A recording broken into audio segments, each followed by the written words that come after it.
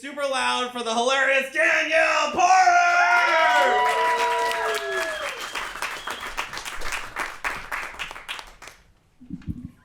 How's everyone doing? Okay, I believe you. I recently got unfriended on Venmo by my best friend. Yeah, I didn't know you could get unfriended on Venmo. She rejected me the same way she rejected my $4.99 taco reimbursement request. You guys on Venmo? You guys want to be Venmo friends? I have an opening. I don't think they want to be Venmo friends. It's okay. I recently got to go to Iceland. It's fine, I'm better than you. Look at the trench coat. I went for a music festival and I got to see this band called Daughters of Reykjavik. And they had a music video going on while they were on stage singing. And the music video was just young boys drinking glasses of milk and letting it dribble down onto their faces. It was called MILF Hot Summer. It gets better. One of the singers stood up on a chair at the end of the song and whipped her breast out and sprayed breast milk on the other singers on the stage. Yeah, no, my favorite part about it, though, was I was standing next to a man in the audience, and he had just put his phone away, and as soon as her boobs came out, just went right back up there, just real quick. I was like, wow, that was fast. Are you that fast in bed, too? I went to Iceland for the festival, but I'm a very clumsy person, and I immediately hurt myself on the first night there. I had brought a safety razor, which turned out not to be so safe. I had wrapped it up really nicely and put it in my suitcase and then carelessly took it out and threw it into a bag and immediately stabbed myself with it. Blood was everywhere. I got back to America and I matched with a nurse on Bumble because that's the healthcare system I have. I was like, do I need stitches? He said no, so I fucked him. Turned out I needed stitches. Before I went to Iceland, I went to London because I got diagnosed with ADHD. I got put onto Wellbutrin. Are there any butte heads here? Cool. I don't know what side effects happen for you, but I had this really interesting one happen to me. I bought a plane ticket to London. They didn't tell me that in the drug brochure that I was gonna cry under tables and spend $1,000. Weirdly, my horoscope did. The reason why I got to go to Iceland was because I bought a plane ticket to London in a mania, and I scared my sister so much until she was like, go to Iceland instead. With me. So when I was in London, I went for a survey to find out about British men. And what I learned was that 2 out of 4 British men live with their parents. 3 out of 4 use condoms. And 4 out of 4 use way too much tongue. It's just something they didn't really learn in their sex ed education. But I was like, it's okay. Just move that tongue lower. I went to a British museum while I was there because I wanted to see how much of other cultures they had stolen. I was on Bumble, there's a theme. I was on Bumble trying to impress this dude, and he was like, you should go see the Tipping Tipo tiger exhibit. And I started wandering around the museum because I'm a Jew and we like to wander. So after about 40 minutes of wandering, I found the Tipping Tipo tiger exhibit. And I was reading that this tiger was built in the 1900s and had a crank. And if you cranked it, you could hear the screams of the tiger's victims. Yeah, the fucked up part about that was the tiger was inside of a glass casing. So I couldn't crank it.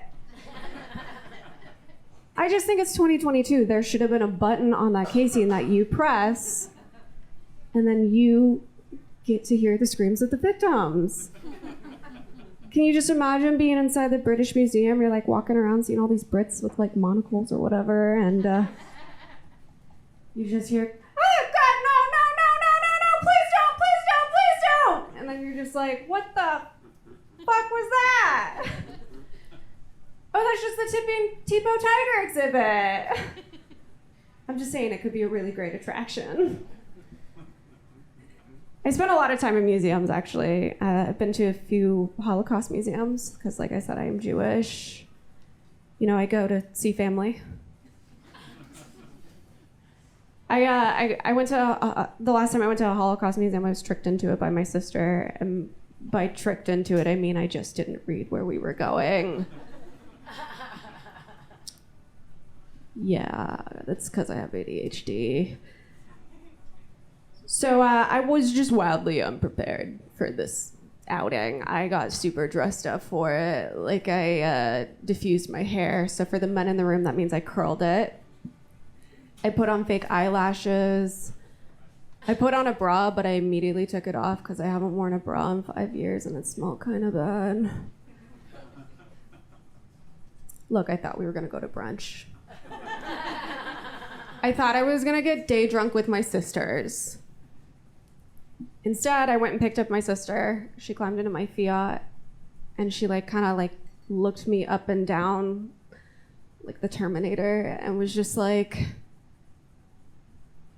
why are you so dressed up right now? You know we're going to a Holocaust museum.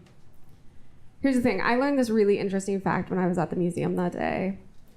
When all the nice Jewish people were being sent off to the camps, they also didn't know where they were going. And they, too, dressed up. You guys think they thought they were going to brunch? After I learned this fact, I was crying up, walking up and down and crying and ripping off my eyelashes. And this super fun thing happens to me when I cry. Sometimes I get cold. And when I get cold, I get goosebumps. And with my goosebumps, my nipples poke out like I'm a woman in a 90s sitcom. Look, what I'm saying is I should have worn a bra. It was very disrespectful to my Jewish ancestors. I used to be a nanny for a living. I'm shocked that people trusted me with their kids too. It's okay. I quit nannying because my nanny kid told me she loved me more than her parents. And then she took it back. So I told her I was her real mom. I'm not at that job anymore.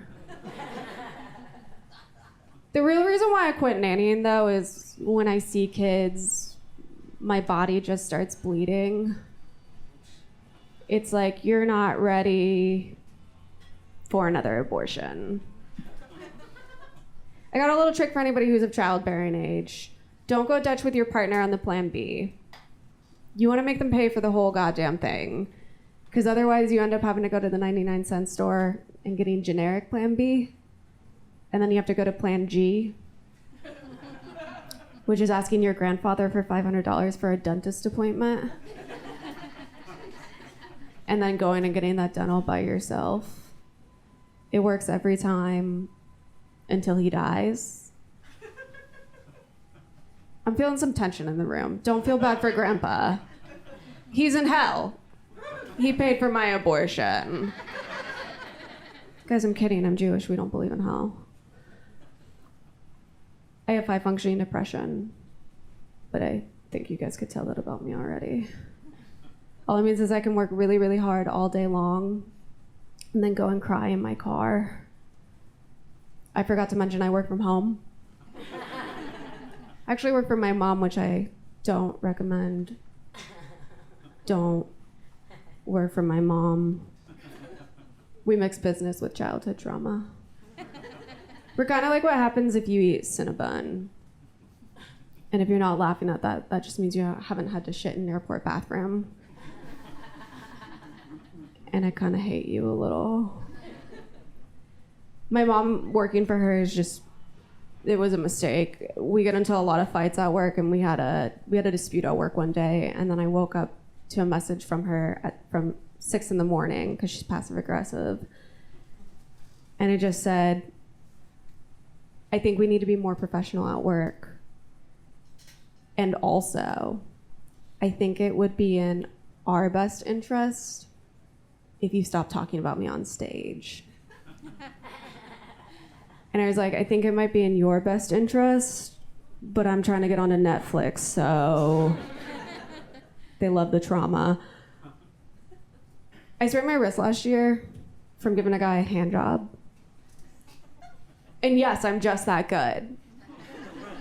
But I do kind of think if you sprain your wrist while giving a guy a hand job, you're not as good as you think you are.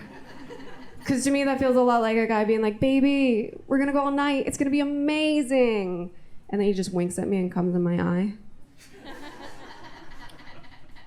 When I sprained my wrist, I had to wear this black chunky wrist brace, and it was covered in dog hair. I did not take care of it, and it smelled like I had died in it.